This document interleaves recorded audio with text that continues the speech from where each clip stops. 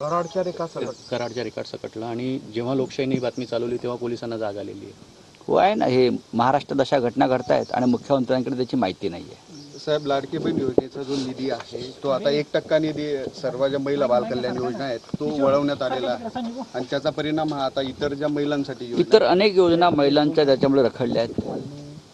मुलांच्या आश्रमशाळांच्या सुद्धा निधीमध्ये घट करण्यात आलेली आहे. भविष्यामध्ये शिक्षणातला निधीसुद्धा कमी केला जाईल, कारण त्यांना निवडणुका जिंकायच्या आहेत. निवडणुका जिंकण्यासाठी हे सरकार कोणत्याही थराला जाईल. जर सरकार आणण्यासाठी 50 रेडे कापू शकतात गुवाहाटीत जाऊन, तरी जनतेचे बळी घेतीलच. चला, लाडका शेतकरी मराठा समाजाने मुख्यमंत्र्यांनी ताप हरवलाय. मला असं वाटतं त्याच्यावरती त्या समाजाचे नेते अधिक चांगलं वक्तव्य करू शकतात. लाडक्या बहीणप्रमाणेच लाडका शेतकरी योजनेची घोषणा केलेली आहे मुख्यमंत्र्यांनी काल. लाडका शेतकरी म्हणून करू द्या ना. याच्या आधी काही शेतकरी लाडका नव्हता कोणाचा, यांचाच लाडका आहे. त्यांनी खरं म्हणजे लाडका गद्दार ही योजना आणली पाहिजे.